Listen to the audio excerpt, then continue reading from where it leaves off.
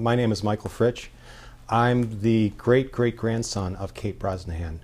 My mother's father, or my grandfather, was the son of Kate's daughter, Honora Brosnahan. Kate Brosnahan was, her maiden name was Kate O'Leary. She was born in Ireland in 1839. And she, along with her husband that she later married, Tom Brosnahan, lived in a small town in Ireland called Killarney. This was during the time of the potato famine. They moved to the United States after they were married in 1855, and they settled in Washington, D.C. On the island, the southwest part of Washington. Kate and Tom Brosnahan, when they moved to Washington, D.C., had a lot of trouble in the city. They weren't very well-skilled people. Coming from Ireland, they didn't have much money at all. They had two children, Honora, who they nicknamed Annie. She was born in 1859, and then Kate, who they nicknamed Ella, was born in 1862. Tom was probably paid $300, maybe as much as $1,000 for being a substitute soldier, and he took the job and went into the Union Army, the Army of the Potomac, in 1863 in September. Kate found it very difficult to, make those rent payments and have enough food on the table for their two small girls. So, living in the area that they did, just a mile north of the arsenal, she knew that there might be opportunities there working at the arsenal. She eventually got a job working in the laboratory at the arsenal. And I think that she was selected and picked out for that job because she was very small. Well, the explosion occurred on June 17th in 1864. At about 11:50 that morning, there was some commotion outside.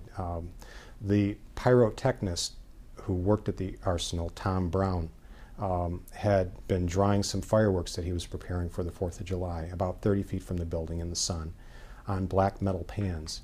And the sun ignited some of the fireworks, and they were starting to fly through the air. There were some casement windows in the room where that she worked. They were up rather high.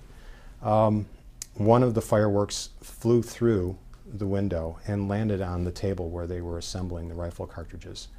There was a lot of gunpowder around the room. There were ammunition boxes filled with 1,000 rounds of cartridges. The smaller boxes that they had on the table in front of them, where they put 10 cartridges in there. The spark from the firework landed on the table and ignited the gunpowder. And within a flash, the temperature in the room went up to 3,000 degrees, and they, instantly caught on fire. My great-great-grandmother, Kate, was not found. There weren't any remains from her body that they could identify after the explosion.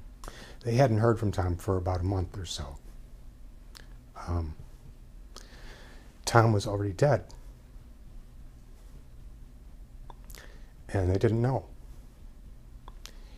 He was in the Battle of Spotsylvania, the Battle for the Bloody Angle, they called it. On May 12th, he had died. By 1870, the girls were permanently adopted by a gentleman named William Schwing. He ran a restaurant in North Washington by the U.S. Patent Office. William and his wife Mary adopted the two girls and raised them. They took them to school. The girls graduated. Ella,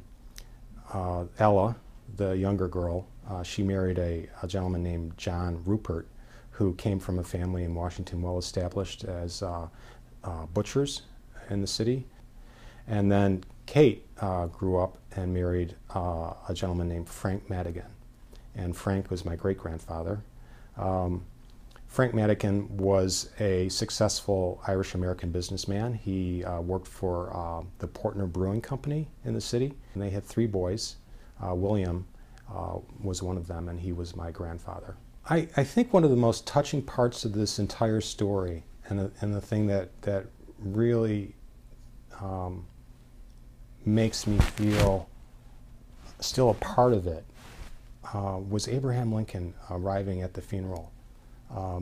No one really there wasn't any indication that Lincoln was going to come to the Arsenal grounds the day of the funeral. He came with Edwin Stanton, the Secretary of War during the Civil War. They arrived and they sat on the raised platform that had been built and next to all the coffins that they had up there. To me, that speaks of the value of each one of those women and each one of those families, that those women couldn't be replaced, that they would be missed. And it was just a wonderful gesture on his part. That's, to me, the core of the story. It's just that these were real people who contributed in their own way and made a difference.